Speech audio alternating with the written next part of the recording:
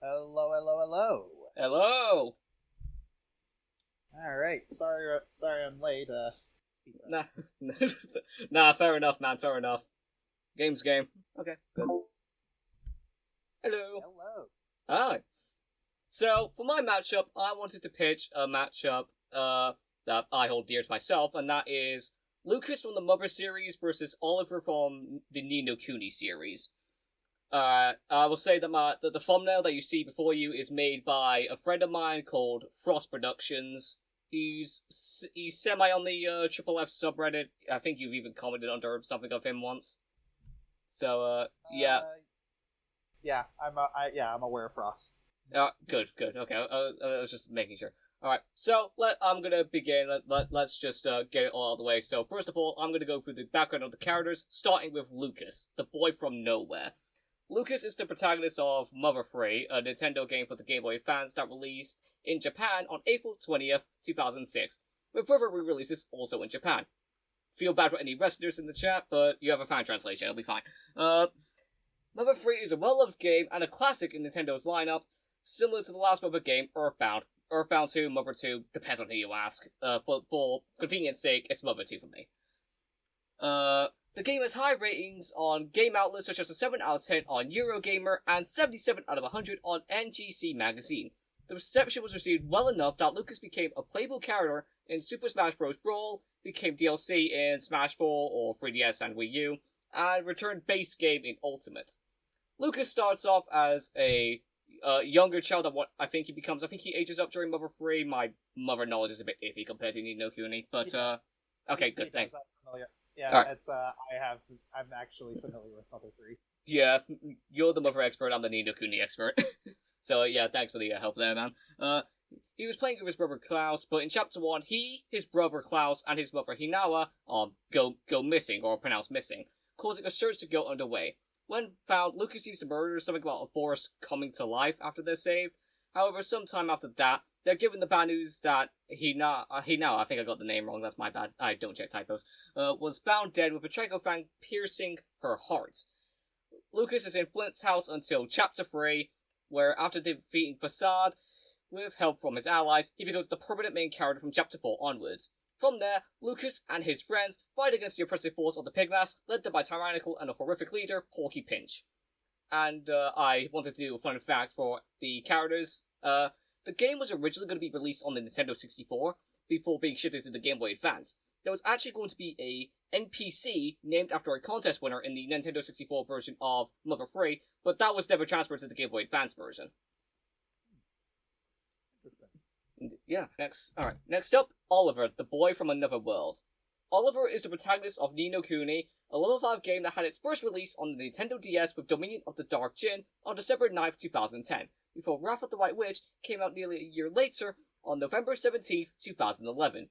This is in Japan. Western audiences had to wait until mid-January to early February for 2014 to play the games themselves. However, remasters came out on all consoles around 2019 to 2020, as opposed to being just a DS or PS3 exclusive respectively, depending on what game you're talking about. The game was nominated for multiple awards, such as Outstanding RPG by Satellite Awards, Excellence in Animation by SXSW Gaming Awards, and Best RPG by VGX along with many other nominations. Oliver himself starts as a child in Motorville. He goes missing at the start to help his friend Philip build and test a car, which goes south and nearly causes Oliver himself to drown. Luckily, his mother saves him just in time, realizing Oliver had vanished just before the test properly began. However, the relief was short-lived, as she had a heart problem after, and while she was hospitalized, she died later. Oliver goes through a depressive episode and cries on a doll that his mother gave her, bringing it to life. This doll is a fairy called Drippy, who helps him gather a wand, which is the stick that you see on Oliver's person on over there. I'm circling it, don't know if you can see that. And with that, he gets a spell that he learns from the wizard's companion called Gateway in order to go to the other world. A world that, though a lot more fantastical than his own, is technically a replica of his own, down to the people being considered soulmates. Which is basically, if someone exists in one world, they exist in the other, and those people are considered soulmates. I speak a bit fast. Let me see. Oliver is considered the pure-hearted one in his verse, and he must save the world from the oppressive forces of the Dark Djinn and White Witch that loom over it. Fun fact that you will see soon enough, some of the cutscenes in this game were animated by the one and only Studio Ghibli. Alright, Wow. so, yeah.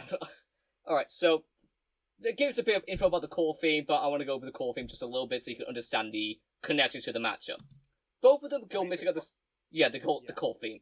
But yeah, obviously, there's the obvious one. Both of them go missing, which causes the death of their mothers, which causes a depressive state, with the Hinawa? Is that her name? Hinawa? Yeah. Okay, thank you. Hinawa in the left, and Alice on the right. Alice is the mother's name. Ni no Kuni. Then, both of them had, I want to say, Boney's childhood companion. He befriends Boney at one point, and I think he is comparable to Trippy in some sense, in like terms of what they can do. Like small companions, and they're like just if you get what I mean. Yeah.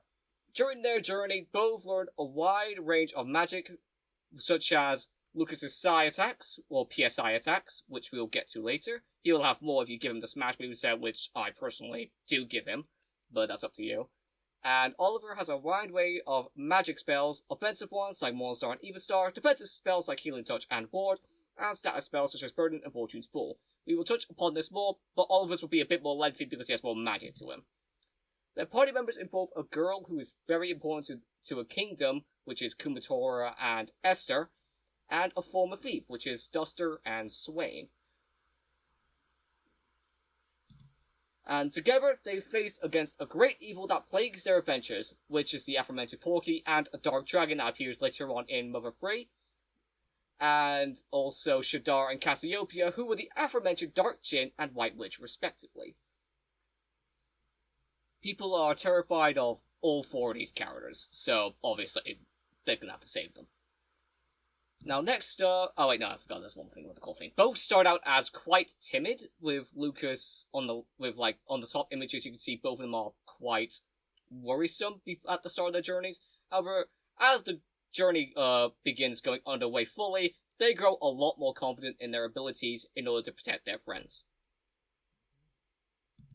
Anyways, next up, we're gonna have to go to a bit of a game mechanic here. This is familiars, this is a unique game mechanic in Ni no Kuni, where Oliver's familiars are creatures that live inside his heart. This is the case with every character, but the ones that Oliver gets across the story are a Mite, a Feeble Mer, and a Seed Sprite.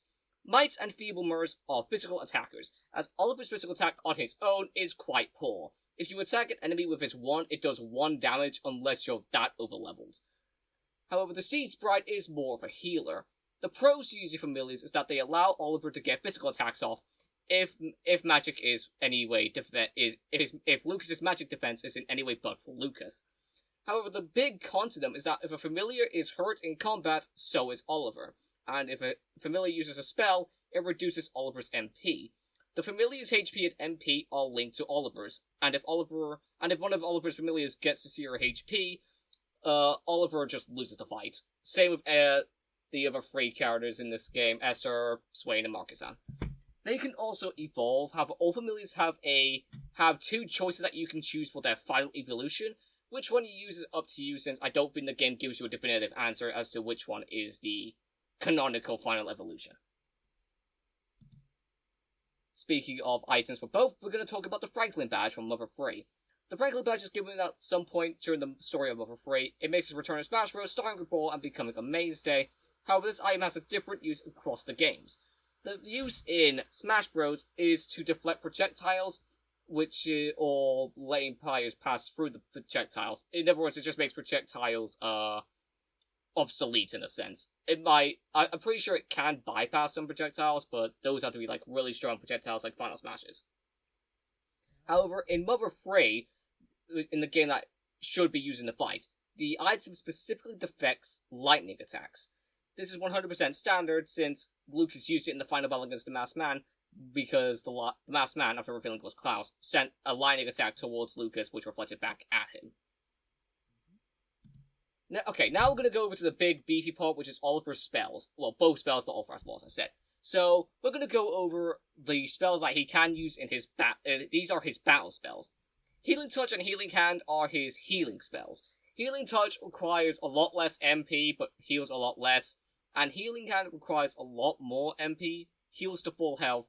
But the big caveat is that when the healing spell is being used, Oliver is standing still and is susceptible to being attacked. The healing is not instant if he uses Healing Hand. Veil is a spell that causes fog to appear around Oliver, which could help him evade enemies, in this case being Lucas. And question about that? Yeah, sure, go on. So yeah, this is the second, two-part question is like, so yeah, this kind of mechanic I'm noticing a couple reminds me of a few TTRPG mechanics, because like how the little partners share a health pool in a sense. Reminds me a lot of the Pathfinder Second Edition Summoner. Yeah, alright. Just thought that was interesting. But yes, another thing is like this veil. It's like, so it creates a bunch of fog to appear around Oliver. So one thing in TTRPGs that I've noticed is like with that particular spell, nobody can see each other with that. It's just like one person can't see outside of the person who cast it can't see outside of the fog, and no one can see it. So can Oliver actually see through this fog? From what I can tell, I believe he can. From what I've seen, while there's a lot of fantastical elements in Ni no Kuni, I don't think most of them take inspiration from tabletop RPGs like D&D and stuff like that. Yeah. And from what I've seen, Oliver can see through the veil. Okay, interesting. that's honestly a significant advantage, because in a tabletop setting, just like being able to obscure yourself but being able to see clearly through it is a ridiculous advantage. Yeah, I think it depends. It might be a bit like Deku's smoke screen in a sense, where depending on how much smoke is used, Oliver could blind his vision, but that depends on how much he uses. I'm not sure if there's like a limit to how much smoke he can have, or if it's like he can control it, but So when you say like avoid enemies, does it cause like all attacks to miss, or a percentage of attacks to miss? I think it's used more so in more cases the overworld, where it's like repel in Pokemon, where you use veil to avoid enemies. Okay. Yeah, I hope that made more sense. That makes a lot more sense. Okay, now I'm grokking with it now. Oh, thank you. Alright, so the final spell is the first defensive spell that Oliver gets in the game, which is Fireball. As the name suggests, Oliver shoots a fireball, which does a bit of moderate fire damage, and it requires, if I remember correctly, around 4 MP to use. Next up is Frostbite, which summons a small piece of ice that breaks, dealing small ice damage to the target. And from what I know, Frostbite does also freeze the enemy in place while the attack is going underway. So the enemy can't dodge it if it attacks them. Unless they happen to be in the air, I guess. I think Frostbite also works... I'm not sure if this is a gameplay thing, but I think Frostbite works on flying enemies as well. Oh, that's interesting then. I think it depends on context. I'm not entirely sure, though. Again, it's a gameplay thing. Yeah, but again, it's a gameplay thing. It depends on interpretation at that point. Yeah. Alright, next up is Pulse, which creates a shockwave that the target that deals moderate physical damage, and it can also affect the terrain. Like, if Pulse was used on a weak terrain, it can break it apart.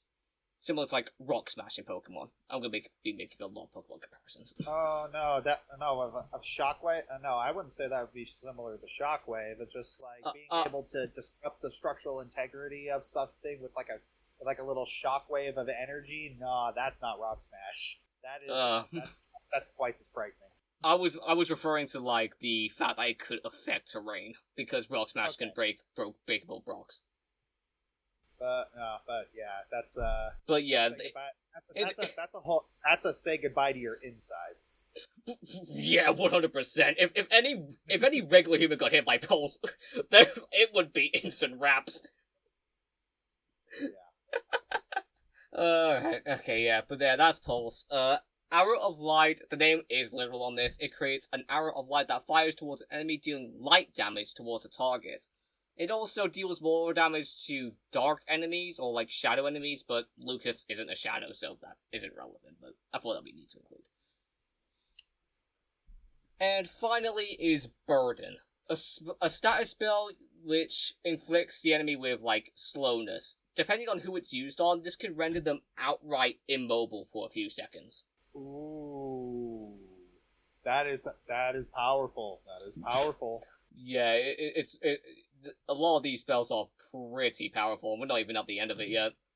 It's just like if you can capitalize on something like that, if you are able to like freeze somebody in place and you are able to effectively capitalize on that, that's raps. That's raps. 100%, yeah. Alright. Another spell that Oliver has is Ward, which we mentioned earlier.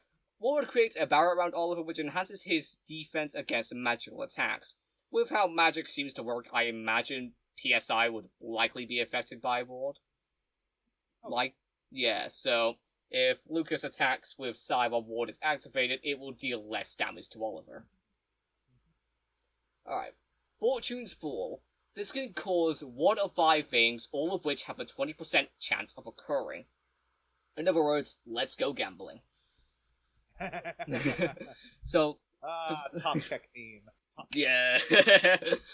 Alright, so it can heal 100 HP to Oliver, heal 100 MP to Oliver, lightning strike an enemy, which the Franklin badge renders obsolete, so if Oliver gets unlucky, that can happen. Can cause a random status element on himself, which involves the usual stuff like blindness, slowness. However, there is one spell in particular that could, status element that could be really bad for Oliver. And this is a Ni no Kuni specific one, which is called Nyx. Nyx in Ni no Kuni basically means you can't use magic. Which, I don't think that's good for Oliver, I'm just saying. Yeah, that seems to be, that seems to be a little rough. That is some deck of many things right there. Why do I keep bringing this back to TTRPGs? I don't understand. To be fair, I think I blame the familiars for that one. They have exactly the same properties, in a sense. Yeah. But the final thing it can do is drop a boulder that does 1 damage. Bit anticlimactic, but it do be like that. Now, Cloudburst is a mini storm that deals water damage to an enemy. Specifically water damage, which means that I don't think the Franklin badge would be able to reverse it back to Oliver. However, Thunderstorm does lightning damage, so that one is getting reflected against Oliver. Let's make that clear. Yeah, all it does is create a storm, which is as the name suggests. Now, these are the biggest of the spells that Oliver has. First one is Unleash. Oliver can summon bosses that he previously defeated to use their strongest attack. Guardian of the Woods uses Windfall, Gladiator uses Everblade, Bashara uses Devastation, Moltan uses Volcanic Roar, Royal Jelly uses Bolt from the Blue, and Cerberus uses Howling Blizzard, which deals... It's not random, you can choose it. Okay. Just making sure, asking questions. Yeah. I know you understand. I know you don't get Ni no Kuni, so it's fair to ask. Don't worry, man. But yeah, Windfall does wind. Everblade and Devastation, I want to say, do physical because they're blade attacks. Volcanic Roar does fire. Royal Jelly uses electric attacks. We'll get to that in a second because I do have a fun dynamic for that. And Howling Blizzard, as the name suggests, uses ice attacks. Alright, next up is Mornstar. Mornstar creates a ball of light that is fired towards an enemy as a projectile.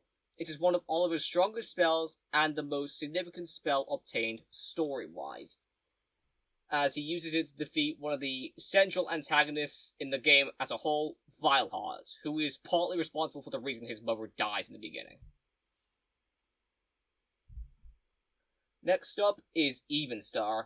I want to provide a bit of context. Evenstar at the beginning of in lore is a spell that is described as so hard to master that actual wizards have died trying to master it. What it does is that it summons a black orb that breaks and causes massive darkness damage. And I go into the lore again. The only wizards who are known to master this spell in the game are Shadar and Oliver himself. However, that's nothing compared to Astra. This is the hardest spell to get because it requires a lot of going around the locale of the game. However, when you do get it, Oliver can charge for a long time before the attack shows multiple beams of light tear through the battlefield, doing massive light damage. I'll go over later how this can... Huh? Repeat that? Yeah, I have cast that Pathfinder 2e spell. It's really nice. It's called Horizon Thundersphere. Oh, there's a lot more TTRPG influence than I thought there was. Yeah, or maybe I've just got the Pathfinder brain rot right now. Alright, but these aren't the only spells that he has. There is a spell called Quake, which isn't usable in Wrath of the White Witch, which is the PS3 game, but it is usable in Dominion of the Dark Djinn, which is the DS game. It does moderate physical damage to whoever it targets. I don't know why Oliver doesn't get this in Wrath of the White Witch. However, this spell should be usable since the DS games aren't that different to the PS3 one and its remaster. Although you could make the argument that Quake and Pulse are incredibly similar, because both do moderate physical damage. However, here is a spell that Oliver outright cannot use, like whatsoever, even in lore. Ashes of Resurrection. This is a forbidden spell in Ni no Kuni, and whilst Eva Star is also forbidden, it's for a different reason. Eva Star is forbidden as people who try to master it often die, but if you do master it, you can be one of the most powerful wizards in the kingdom, as Shadar and Oliver present. Ashes of Resurrection have much worse consequences, even if it's pulled off well. In the main story, it is used to turn the residents of Ding Dong Dell, Alma Moon, and Hamlin, locales in the game, into basically monsters, zombies, mix of both. This spell is forbidden and unusable by Oliver, and the only known user is Cassiopeia or the White Witch. Okay, so while he knows how to use the spell and he can cast the spell, he just doesn't? The game has shown significant consequences if you do cast a spell. So it's similar to, Harry Potter and Avada Kedavra. It's like, he knows he can cast it, he is able to cast it, he just doesn't. Yes, I remember, I could tell from the sigils and stuff that you can see the spell in the Wizard's Companion, which is the book that Oliver carries around. Yeah. Then there's a spell category called Fairy Spells, which you get from the Fairy Godmother around halfway through the game. And these spells have a variety of uses. For example, the spell on the top is called Vanish. As the spell suggests, it makes the user invisible. However, Oliver never uses the spell. However, on the contrary, there is a spell called Loaf of Life. All it does is summon a piece of bread. However, there's also a spell from the fairy spells that can turn someone into a cat, and given cat hybrids exist in Ni no Kuni, you could possibly make cat girls. Ignore said that though, please. But okay, admittedly that was a pretty bad joke. But down there is a cat-human hybrid called Evan, I just had this mental picture. I'm sorry. Thank you for putting that in my head. I appreciate it. You're welcome. But yeah, I'm gonna try and find some. Yeah, found it, I think. Down there is a cat-human hybrid called Evan, who I actually have a Funko Pop of. Ah. Yeah, I'll go over a few more Ni no Kuni tidbits when I'm done with the pitch itself. But it's just more for fun fact. But now we're gonna go over to Lucas's PSI attacks. Similar to other Earthbound protagonists, Lucas is a PSI user. These slides will showcase what spells that he has. The first one is his unique attack, PK Love. This is one of the strongest attacks that Lucas knows, which is basically... PK Love, in this case, is Oliver's Mornstar. We're going to be comparing their magic a little bit here. At Omega level, its strength is only rivaled by PK Starstorm, PK Rocket, and possibly also PK Freeze Omega. Next up is a spell called Life Up, which is the main healing move used across all of Earthbound and Mother.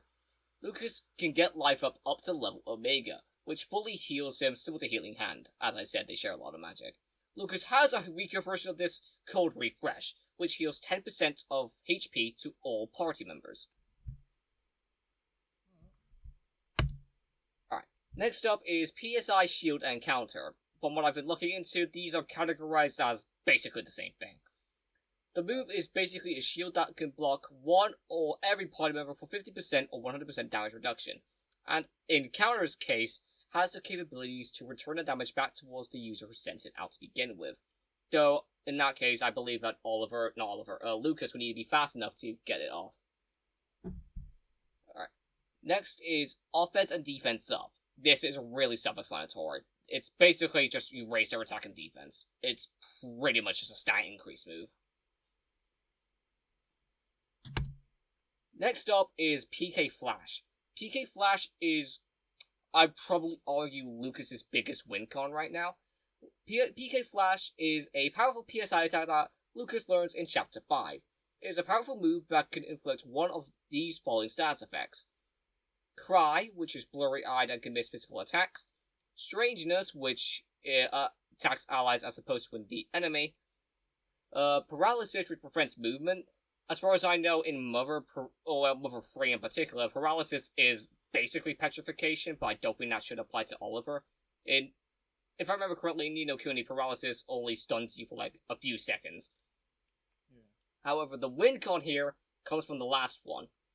It could potentially one-shot Oliver, which obviously would not be a good thing. It would instantly knock him out or outright kill him.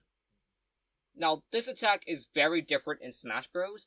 PK Flash is, however, to me, this is unusable since not only is it vastly different from the one in Mother, it isn't even Lucas who gets the move, it's Ness. So I don't think that the Smash iteration should be considered for PK Flash.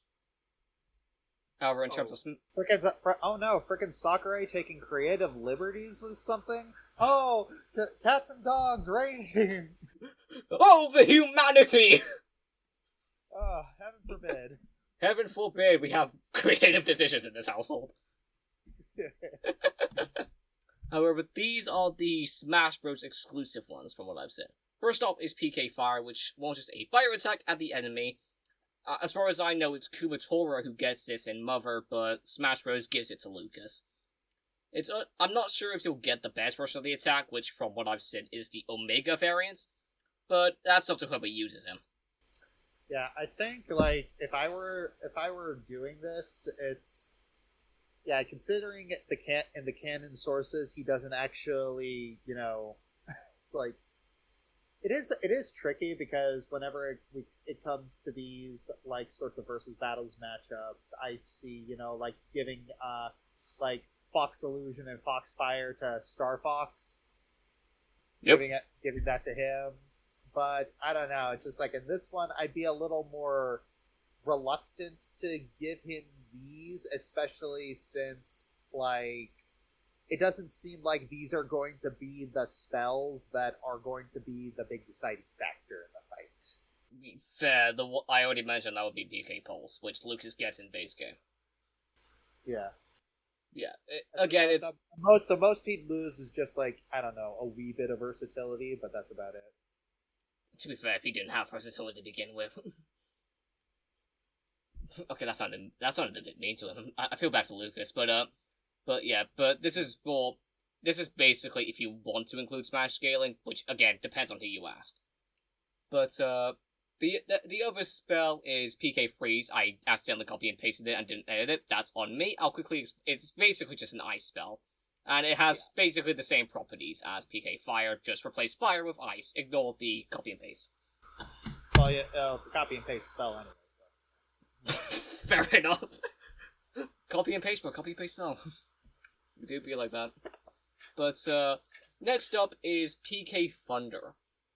PK Thunder is an electric PSI attack, but in Smash Bros, Lucas can use this as a means to recover from going off stage. If Lucas can use this attack right, if he does get the Smash scaling, he can use it as an offensive mean, or if Oliver somehow knocks the ground from underneath him and he needs to use it. Now, finally, is PSI Magnets. I'm not fully certain what this does in the Mother series, but in Smash Bros. In particular, it gets projectiles and sucks them into the magnet in order to recover their damage, like akin to how much damage they would have taken if the projectile had hit them in the first place. Yeah. It should also be noted that this move is not good against super moves, which I'll get into later, because I know I did miss over one of Oliver's spells, but I want to save that for later.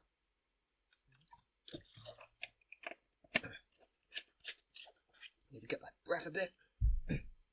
Okay.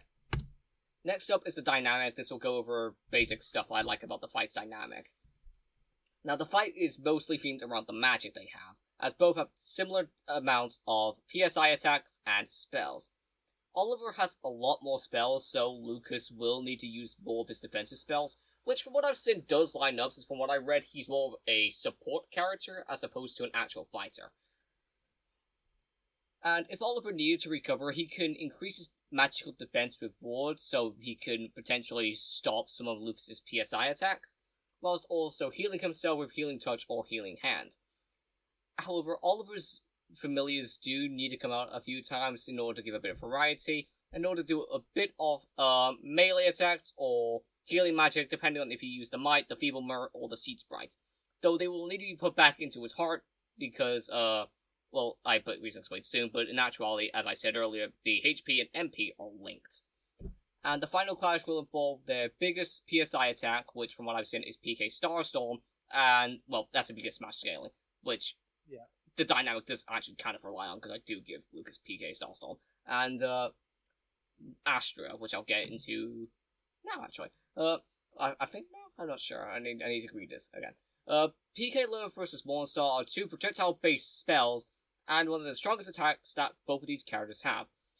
I could see this being like a magical clash, and then eventually it just blows up in a spectacle of magic, and like sparkles, stuff like that. PSI Magnet can also be used to defend against large spells. I wouldn't say large spells on the kind of like Morningstar, Evenstar, and Astra, and as we'll get into later, Burning Heart.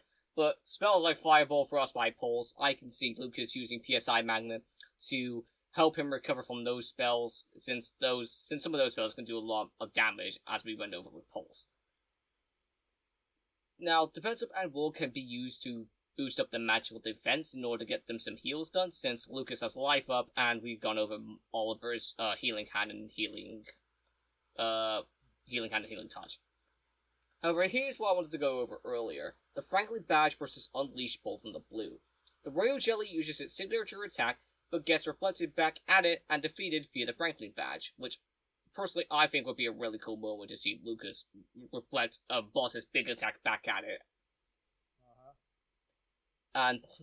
And here we go again with the Let's Go Gambling. PK Pulse versus Fortune's Fall. I feel like those two aren't really comparable, because the PK Pulse, all of the effects are positive, but with Fortune's Fool, some of them are either do nothing or they actively hinder you. So yeah, I feel like I got the edge to PK Pulse there. PK Pulse 100% gets the edge. Fortune's Fool is not giving Oliver the win, whilst PK Pulse is literally the best shot Lucas has to get the win. It's not even a close contest. PK Pulse wins that one easily. However, speaking of which, Astra versus PK Starstorm. This, in my opinion, sets up the climax of the fight. This is a bunch of light-based attacks colliding on and exploding on impact as one tries to hit the other. I want to go over something else, which is Burning Heart, which is a attack that Oliver has. In Ni no Kuni, sometimes in a fight, you will find golden glyphs that come from the enemies. And if you get it in time, you can do a special move, which is unique to all familiars and party members. Oliver's in particular is Burning Heart, which is a massive fire attack, which he basically opens his wizard's companion, creates a torrent of fire around him, then he creates a massive fireball within his wand, which he launches towards the enemy, and it creates a massive fire pillar engulfing the enemy in one clean motion. And given the Franklin Badge only deflects lightning attacks, I do think it'll be really cool to see the ending of the fight be the Franklin Badge breaking up the attack, and then Lucas gets engulfed in flames. Alright, let's move on to a bit more of a funny dynamic, which is Boney versus Trippy. Trippy has a move in the game called Fairy Tears, it's either Fairy Tears or Trippy Tears, either or, which is used to heal the party. It will be funny to see Boney chase Trippy out of the fight after he uses it once, especially since Trippy is a comic relief character. Well, these are the advantages and disadvantages that both have. The advantages for Lucas is that he can keep up with Oliver, since in Ni no Kuni, as far as I know, in cutscenes, there isn't much displaying, like, speed feats. Some spells are able to do super effective damage to Oliver's familiars. If you use PK Fire, for example, it can do super effective damage to the Seed Sprite, which is a grass familiar, in a sense. Which would be really bad since, as we mentioned earlier, the familiar's HP is tied to Oliver's. He has more defensive spells than Oliver. He has basically, like, he has healing spells, he has counter spells, he has defense up spells, whilst Oliver really only has the healing spell and the defense up spell. He doesn't have anything to counter Lucas's PSI attacks, like, back at him. And from what I've seen in the Mother series, gameplay-wise, Lucas can get a heal off if he's at 0 HP before the ticking thing goes to 0 HP. Just want to make sure that's true, right? Yeah. It's the ticking meter is if you know how to play with the mechanic, you can really abuse it. Yeah, that I could see that happening at the end of the fight. He uses life up to narrowly escape being knocked down. However, here are some disadvantages. Lucas horribly will lose his strategy, I think, because if you give Oliver scaling to the characters that he's faced, which is like Shadar, Cassiopeia, and the like, you can easily get him faster than Lucas. And in terms of AP, as far as I know, Lucas is around mountain level with the New Year bomb for being able to destroy a statue with it. However, Oliver was able to survive being within the destruction of a pocket dimension while he was still in it, relatively unscathed, which, according to Versus sites, is multi-solar system. Which is... it would be interesting to see if Lucas can scale any way to the power of the Earth, which is universal, but I'd have to look at that. That would make the fight a bit more even, to be fair. Yeah. I would be down to see if you could do that. Well, it's just gonna depend. I'm gonna have to look at the other source material. Yeah, that's fair. From what I've seen, Lucas also has less useful spells than Oliver. From what I can tell, that what Oliver, this is covered more in the next disadvantage, but what Lucas can do, Oliver can also do to an extent. Like, the only things I know Oliver can't do are counter-attacks, like Counter can, or, in terms of luck-based attacks, PK Pulse is a lot more effective than Fortune's Full. Because, as we mentioned earlier, PK Pulse is a downright an advantage, whilst PK Pulse can be a big hindrance, depending on what you can get from it. And if Lucas, and this is basically the same thing, if Lucas gets buffed in some way, Oliver can also buff himself too. They both have similar means to do so, though from what I know, I don't think Oliver can raise his attack normally, without, like, his familiars. And the advantages and disadvantages that I skipped out was that he theoretically can one-shot Oliver with PK Pulse, but that relies on the off chance that he gets that stats effect. Yeah. Next up... I'll be honest, right? No, go ahead. Oh, sorry, I skipped forward a few slides. I'm sorry. I was gonna say, I do think it could be really cool if PK Pulse was used on a familiar, and it hits the familiar and causes confusion, or... I think it was confused in Mother 3 terms. That's the attack the ally one, and see the familiar just attack Oliver as he tries to put it back in his heart. I think that could be a really funny dynamic. But yeah, what were you gonna say?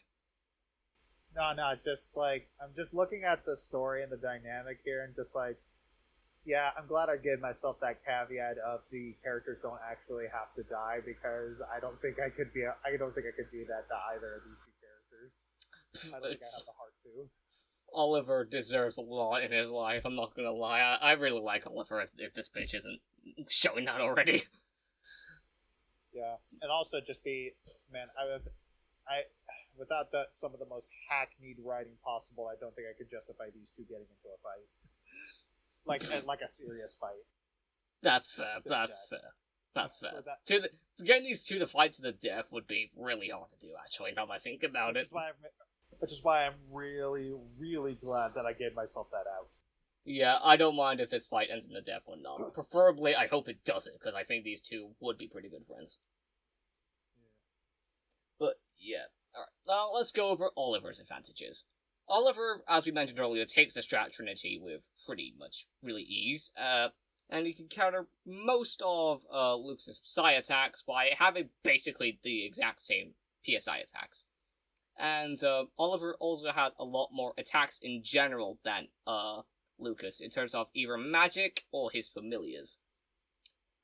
And also, the strongest attack that Lucas could have, besides PK Love, or PK Pulse, whatever less unlock, is PK Starstorm, which he can counter with Astra, which is basically the same attack.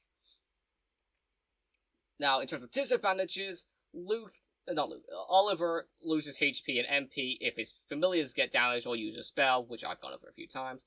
And a lot of spells take time to make. The spells can take runes to make, and in some cases they have large wait times.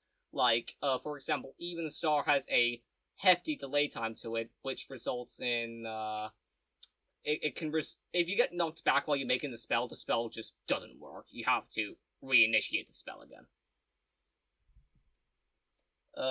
He doesn't have the Outlast option of Lucas. If he gets a 0 HP, he gets to 0 HP. So, if Lucas does get him to 0 HP, it's an instant, game over for Oliver, regardless of, healing options. The Franklin Badge does also get rid of a bit of spells. It gets rid of, stuff like Thunderstorm and Warrior of the Blue Unleash. And he has no way to defend getting one shot from PK Pulse if the odds align in Lucas's favor. Now for the final thing I wanted to go through why I like this matchup. Ignore this picture on the side, that's my Blue Sky profile picture. I just thought it'd be really funny to add in. I'm the silliest salute to ever sleep, as the slide says. Thematically, I think it's probably the best for both characters. I do know this would go to ults, but I don't want to bring in ults because I don't want to risk bashing them. So, but yeah. The dynamic is pretty interesting as I've gone through. Multiple of their spells can clash, such as the aforementioned PK Starstorm, Astra, Pulse, PK Love, and we've gone over this. Music potential is off the charts because I just want to quickly gush over the OST of Ni no Kuni. The music, I believe, would start as a Mother-esque themed track, feeling more like a Game Boy Advance kind of thing. However, as the fight progresses, it becomes an orchestral triumphant song, similar to the main theme of Ni no Kuni, which I would recommend listening to because I think that song is a absolute banger. The clash of attacks used will create for wonderful animation potential because you can have lots of sparkles flying around everywhere and just generally like colors and stuff like that. It creates a lot of mesmerizing scenes, in my opinion. Okay. What's next? The climax of the fight, which is the aforementioned PK Starstorm versus PK Astra, genuinely, in my head anyway, it sounds amazing. Like, it genuinely sounds amazing to me. Like, I imagine it being the attacks clashing into each other as the orchestra ramps up triumphantly, and then Oliver gets a golden glyph that goes, "Now's your chance," and then he uses, Burning Heart in order to get the win on Lucas that way, as Lucas tries to defend himself. I genuinely think that is, like, one of the hardest things to come from the matchup. Ni no Kuni is my favorite game of all time, so that's partially why I'm a big nerd of it. I'm a big fan of Ni no Kuni. I'm not sure if you could tell, but the box over there, where next to the Mario & Rabbids one, that's the King's edition of Ni no Kuni 2. So you can probably guess I'm a big fan of Ni no Kuni. Speaking of big fan, I also have the French copy of Ni no Kuni right here. I'm gonna quickly show it off a little bit. The main thing about this one in particular, I need to remove the manual for this, is unlike the other copies of it, it has, I'm gonna hopefully get this on camera, but it has this cool art piece inside of it. Oh.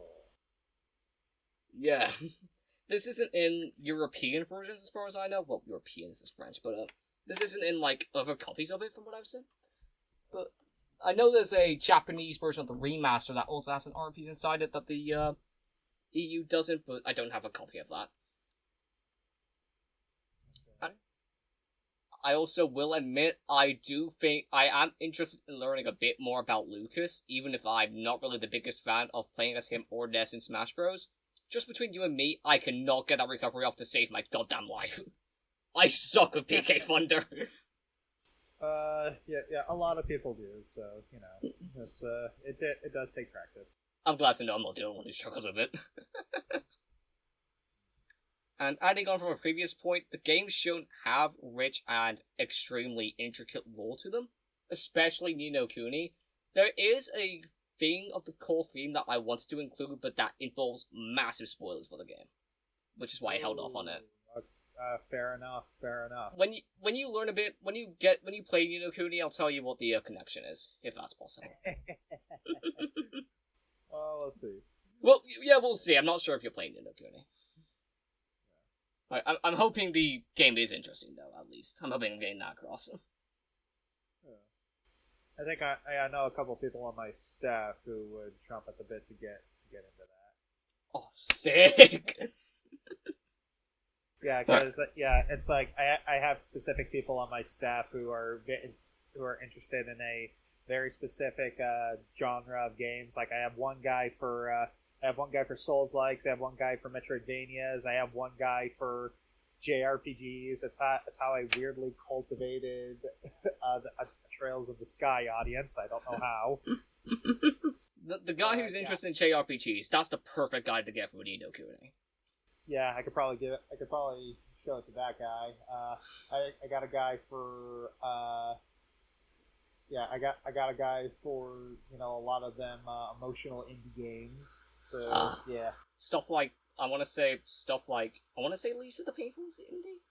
That's the first one that came to mind. Yeah, Lisa the Painful. Yeah, stuff like that. Yeah, I got a guy for everybody. It's because I can't play every video game out there, and I'm tired of seeing in the comments of why didn't you include this in the top 10? Yeah. Honestly, that just sounds. I'm trying, man. I'm trying. He's a simple guy with a life, man. Give him some slack. But you saying that you have all these people reminds me of like those like pawn shop shows that are like, oh, you brought a sword from the medieval era? Let me get my medieval guy out here. It's exactly like those. I see those shorts all the time. They're the biggest form of rage bait. Yeah. But yeah, there's only one more slide, and it's just the credits, I think. Yeah. Okay. Everything that was on this slideshow was made by me, besides the aforementioned Triple F thumbnail, which I already mentioned was made by Frost, which I'm very thankful for. I created all the slides, gathered the information to the best of that I could, which was kind of issue-washy for Lucas, because I knew him a lot less. And I learned a lot whilst making this pitch, and I hope you did too with all this new information. Obviously, thank you so much for the occasion. I'm very glad I got to pitch a matchup from a video game I really enjoy. In case it isn't obvious, I love Ni no Kuni. Yeah, it's I do have 2 questions about this particular matchup. Yeah, go ahead. I'll try and answer it. All right. So the first one is the ease of research for this particular matchup. Like, is it just like Ni no Kuni, or are there other? It's like I know you mentioned like 2 games in the franchise during this pitch, but Oliver isn't in Revenant Kingdom. Is there other source material that I would have to consider, like novelizations, comics, and if so, how easy would those be to get my hands on? As far as I know, Oliver isn't in the other Ni no Kuni games. He is theorized to be in a Studio Ghibli Ni no Kuni based animation as like an old guy, but that's mainly themed around speculation. People mainly say that because the characters look similar. Like similar outfits, similar hairstyle, the fact that he used the gateway spell, mentioning other worlds. But again, that's purely speculation. And from what I've seen, Ni no Kuni is primarily like anime. I think they had a mobile game and the two games which were Wrath of the White Witch, Dominion of the Dark Gens, basically the same thing, and Revenant Kingdom, which is on PS4. As far as I know, that's most of the media that there is, though. Alright. How famous is Ni no Kuni? Like, one of the big things that sets apart Triple F from other Virtus shows is that we are crowdfunded. So, one of the big things that I need to seriously consider about making a matchup is whether or not it's going to get clicks. Not just from my existing audience, but from New an people? outside audience. Yes. Alright. I can give a bit of leeway into how popular Ni no Kuni is in a sense. So first of all, the developers behind Ni no Kuni are level 5 games. They're pretty well known. They've made other famous Nintendo IPs. They've made Professor Layton. They've made Yokai Watch. It's possible they've even made well, no, it's not possible, but it's possible that it is as famous. But they've also made Inazuma 11, if you've heard of that. So they're not like an outlet. So like Ni no Kuni is also like a pretty. It's also in their repertoire. So I'd say get some points based on that. Also, as we previously mentioned in Oliver's rundown, the game has won awards and been nominated for a lot more. I could not fit all the nominations in one single slide. And also, from what I've seen on online sources, it is considered one of the best JRPGs of all time. And to get that status, you have to be pretty well known, in my opinion, anyway. Okay. So I'd say that I don't think it's on anywhere near as like popular as Mother 3, but there is a reason Ni no Kuni got remastered. That's all I'll say, as far as I know. Okay. So, third question and final question before we get this is before we end this here is